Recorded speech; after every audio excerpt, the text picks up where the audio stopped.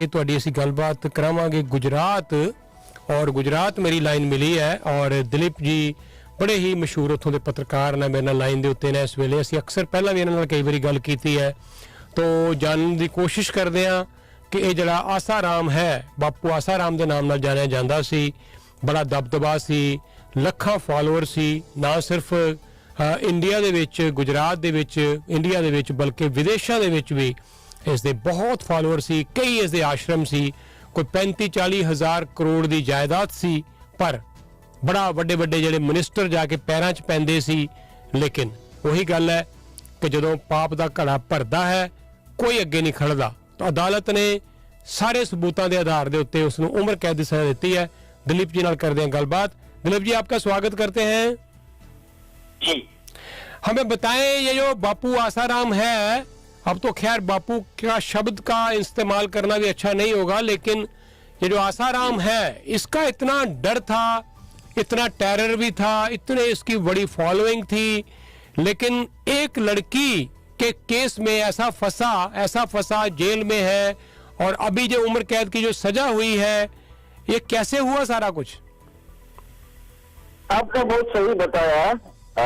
बापू का नाम उसके साथ जोड़े तो वो अच्छा नहीं लगता, क्योंकि हम जब बापू का नाम जोड़ते या तो संत या महात्मा कहते हैं तो बहुत हम मान और सम्मान से देखते हैं। लेकिन कई बार ऐसा हो जाता है, कोई बीच में ऐसा संत या महात्मा या तो बापू जिसको कहे ऐसे आ जाते हैं, जिसकी वजह से बाकी लोगों को भी शर्म महसूस करनी पड़ती है।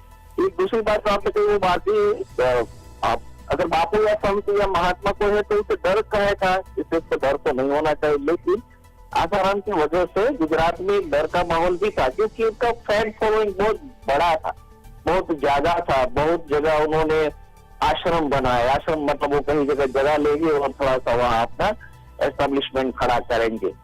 तो वो जब जमीन भी ले लेते थे, कई ऐसा भी किस्सा हुआ था कि अगर किसी जमीन पे उसकी नजर पड़ गई तो जमीन ले लेंगे और उसका आश्रम बना देंगे, और उसके सामने अगर किसी ने जाने की कोशिश की तो वो सफल नहीं होंगे, क्योंकि बहुत सारे पुलिस ऑफिसर उनके फॉलोअर्स थे। गुजरात में हम जानते हैं जो एनकाउंटर का फेक एनकाउंटर का सब केसेस हुआ था, इसमें 1-2 पुलिस ऑफिसर ऐसे भी थे जो कि इनके चेले माने जाते थे, आसाराम के आश्रम में जाते थे। मोटेरा अहमदाबाद में एक जाना माना एरिया है जहाँ बड़ा क्रिकेट स्टेडियम बना है। पहले उनका नाम मोटेरा स्टेडियम था, अब तो उसका नाम बदल के आ गया। मुझे ये भी याद है सूरत में ऐसा एक ऐसा मामला हुआ था। ऐसा नहीं था कि पहले शक नहीं था, उसकी कुछ एक्टिविटी ऐसी थी आसाराम आश्रम के साथ जुड़ी जिससे सवाल जरूर पैदा होते थे। सूरत में किसी थोड़े से पत्रकारों ने वो सवाल उठाई दी थी, तो वहां भी एक हमला हुआ था, पत्रकारों पे हमला हुआ था सूरत में, फिर भी कुछ नहीं हुआ। फिर अहमदाबाद में आसाराम का जो आश्रम है वहाँ बच्चे पढ़ते थे। एक हॉस्टल बनाते हैं, हॉस्टल में लोग अपने जो अनुयायी है उसके बच्चे पढ़ने के लिए आएंगे और ऐसे चलता है। उसमें से 2 लड़के अहमदाबाद के ही थे, आसाराम आश्रम में ही वो रहते थे, वहां रह के पढ़ाई करते थे। अनुयायी ने ये सोचा था, शिष्य ने ये सोचा था कि वो अगर वहां जाएंगे तो जो अच्छा शिक्षा मिलेगी, लेकिन हुआ कुछ ये कि दोनों की डेथ हो गई, 2 बच्चों की डेथ हो गई, और ऐसा माना गया कि तांत्रिक विधि करने के लिए इन दोनों को मारा गया था। फिर उनके माता पिता और उनके साथ जुड़ा जो पूरा समाज था, उन्होंने पहली बार एक आंदोलन उठाया। बहुत मुश्किल हुई, बहुत प्रेशर आया, आसाराम के सामने आंदोलन खड़ा ना हो, उनके सामने केस ना हो, उसको पकड़ा ना जाए, इस तरह का एक माहौल हुआ। लेकिन बहुत धीरे करके उनके सामने एक असंतोष बढ़ रहा था। आखिरकार पुलिस को एक्शन लेना पड़ा। फिर पता चला कि अब इनसे डरने की जरूरत नहीं। तो वो किस्सा होने के बाद थोड़ा सा डर का माहौल जो कम हुआ। फिर तो राजस्थान पुलिस ने भी लड़की के मामले में उनको पड़ा। ये दोनों तो मानो तांत्रिक विधि के बहाने 2 बच्चों की डेथ हो गई थी, लेकिन आश्रम में जो लोग आते थे, बच्चे आती थी या तो जो अपने अनुयायी वर्ग है उनकी कोई महिलाएं आती है तो उसके साथ भी दुष्कर्म होता था। वो भी धीरे धीरे बाहर आने लगा। हम जानते हैं पहले राजस्थान पुलिस ने एक्शन लिया, उनके ऑलरेडी वो केस चल गया है, उसमें उनको सजा हुई, वो जेल में है। सूरत में भी फरियाद हुई थी, अब उनमें भी सजा हो चुकी है। एक और बार इसमें हम जोड़ सकते हैं कि उनका बेटा नारायण स्वामी, आसाराम का बेटा नारायण स्वामी, वो भी इसी तरह के महिलाओं के साथ जोर जबरदस्ती दुष्कर्म के मामले में फंसा है, उनको भी पकड़ा गया है। दुख होता है हम जब कि कोई संत महात्मा या बापू के नाम से ऐसी एक्टिविटी करे, क्योंकि बाकी जो लोग है, बाकी जो बापू है, संत महात्मा है, वो अगर अच्छी एक्टिविटी करते हैं, धर्म और अध्यात्म का काम करता है, उनके लिए उनके सामने भी सवाल खड़े होते। अच्छा हुआ पुलिस डर कम हुआ, उसके सामने एक्शन लिए गए और उनको सजा हुई।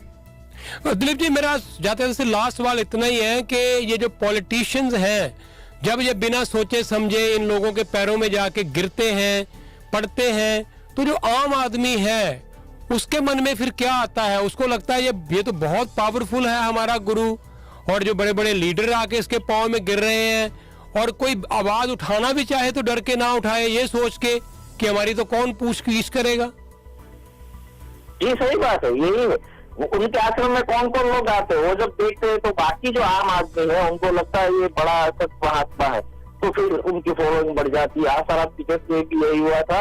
गुजरात के बहुत जाने माने लोग, पॉलिटिशियन से वहाँ सबके लोग, बीजेपी के लोग जाते हैं, ऐसा कहेगा तो भी ठीक दे रहे थे। कांग्रेस में से नेता थे वो लोग भी जाते थे, लेकिन ज्यादातर बीजेपी में से जाते, बाकी पार्टियों में से भी जाते थे, तो बहुत सारे लोग जाते हैं। और एक जैसे मैंने बताया, आसाराम के केस में एक गुजरात में ये था, आईपीएस ऑफिसर, बहुत सारे आईपीएस ऑफिसर वहां जाते थे। अब पता नहीं हो क्या क्यों जाते थे वहां और उनका क्या काम चलता है। बहुत सारे एलिगेशन हुआ था कि उनके पास जो करप्शन से मनी आया होता है वो सब इंटरेस्ट पे चलाना, उस तरह का भी हो रहा है। हमने अभी हरियाणा में भी देखा, डेरा पंजाब में, हरियाणा में डेरा सच्चा सौदा का जो मुखिया है उनको भी पैरोल मिल रही, ये वही किस्सा था। पॉलिटिशियंस उनके वहां जाते थे, ऐसी बातें हम वहाँ देखते थे। हमें लगता था कि इनके सामने क्यों कोई कार्यवाही नहीं होती, लेकिन नहीं होती, क्योंकि जब पॉलिटिशियंस वहां जाएंगे, उनके पैरों में पड़ेंगे, पुलिस ऑफिसर जाएंगे, आईपीएस और आईएएस ऑफिसर जाएंगे, उनके पैर पड़ेंगे, तो फिर यही हाल होता है। जी। और चलिए, उनका दबदबा बढ़ता है और फिर इस तरह के अंजाम आता है। जी, हम सल्यूट करते हैं दिलीप जी उस परिवार को जिन्होंने ये कंप्लेंट फाइल करी। पहले तो उन्होंने हिम्मत दिखाई, फिर उन पुलिस ऑफिसर्स को सल्यूट करते हैं जिन्होंने इसको इन्वेस्टिगेट किया, प्रॉपर सबूत इकट्ठे किए, एविडेंस इकट्ठे किए, और फिर हम सल्यूट करते हैं उस क्राउन को, उस सरकारी वकील को, उस अदालत को, उस जज को, जिन्होंने इस इतने पावरफुल आदमी को आज यहाँ पे लाके इस सजा दी है।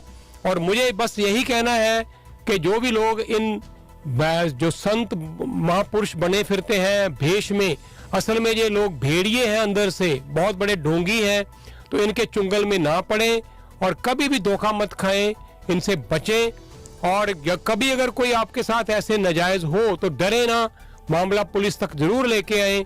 और ये अदालत ने प्रूव किया है, जैसे वो ये जो सिरसा वाला डेरा वाला पखंडी साध है, जैसे उसके मामले में भी हुआ, अब ये बहुत बड़ा उसी तरह का केस है जो आसाराम के मामले में भी हुआ कि अदालत ने इंसाफ किया है, मिसाल कायम करी है। एक छोटी सी बात ऐड कर दो। आपने बहुत अच्छी बात की, आपने कहा ऐसे लोगों को हमें समर्थन देना चाहिए और सैल्यूट करना चाहिए किया। ऐसा ये जरूरी है, क्योंकि लोग डरते हैं, फरियाद नहीं करते। गुजरात में भी हुआ था, एक उनका अनुयायी था, उन्होंने जब उनके सामने केस करने की कोशिश की तो उनकी हत्या हो गई। आसाराम के सामने पहले जिसने आवाज उठाई थी वही तो एक काम खुल गया था, उनकी हत्या हो गई थी, फिर उनसे डर का माहौल देता है। तो आपने सही कहा, अगर डरना नहीं है, आगे आना है। और जिसने भी ये काम किया बिना डर फरियाद की और जिस पुलिस ऑफिसर ने काम किया उनको हमें जरूर हौसला बढ़ाना चाहिए। डेफिनेटली दिलीप जी, बहुत बहुत धन्यवाद, शुभकामनाएं, फिर जल्दी बात करेंगे। Thank you sir.